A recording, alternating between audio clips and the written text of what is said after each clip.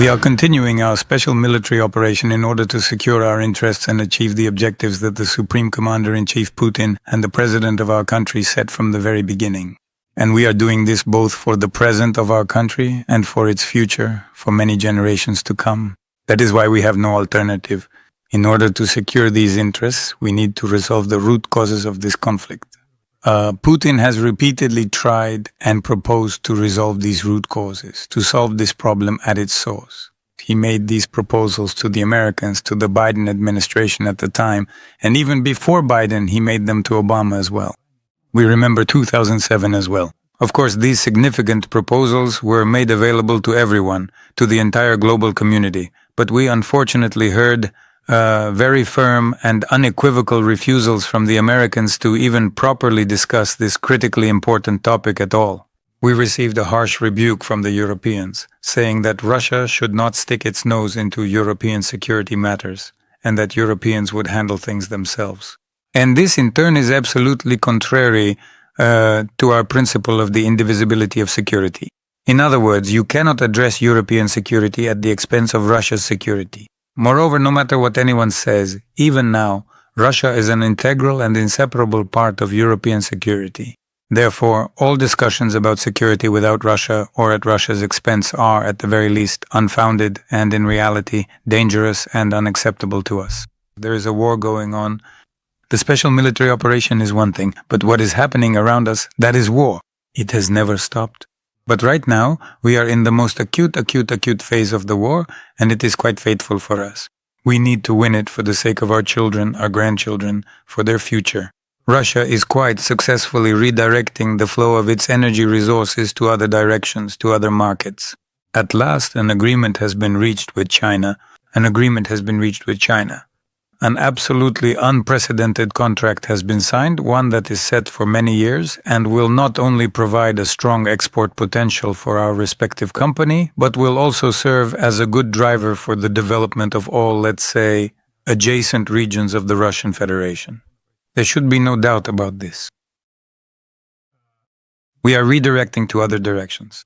For us, European markets are no longer premium markets. Instead, the markets in the East are becoming premium. And who knows, maybe some other regions will join in as well. This process is inevitable. The phrase paper tiger was used in relation to our economy. Not a tiger at all. After all, Russia is more often associated with a bear.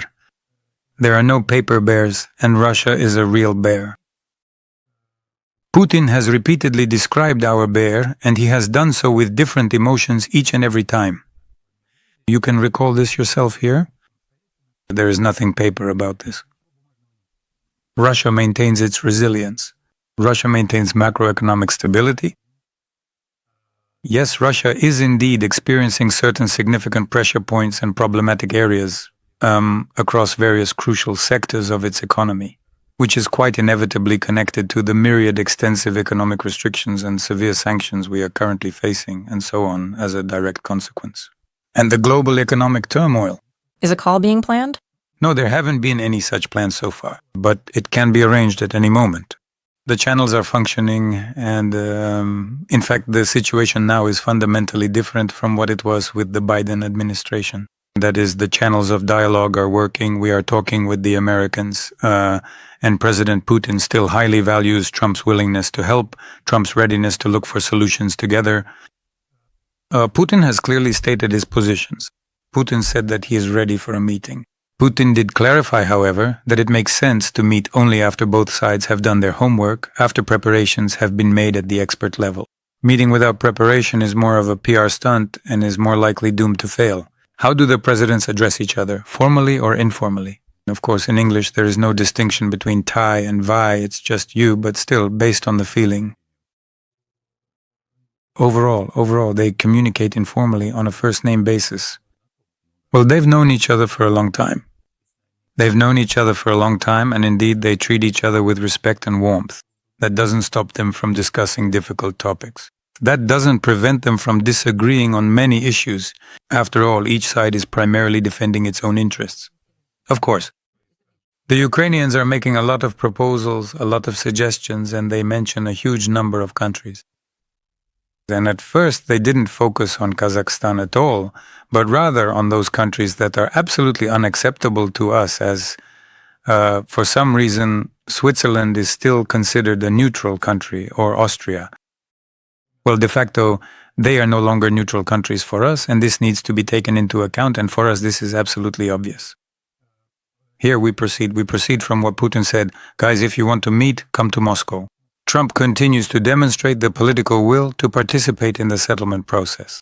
We welcome this, and President Putin personally values it very highly. The relationship between the two presidents allows them to discuss rather sensitive topics, including the issue of the Ukrainian settlement, and to convey to each other, well, let's say, the main messages that make it possible to understand each country's position and the reasons behind those positions. We hope that this will continue. Putin, through his officially appointed head of the negotiation group, Medinsky, explicitly says, let's negotiate, let's create 3 distinct working groups. Oh, now everyone has already forgotten about this. This was quite recently. That was my next question. Where are these working groups and why did the negotiations stop? And nothing has changed.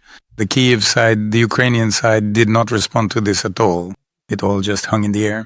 The working groups were not created. Moreover, no response was received.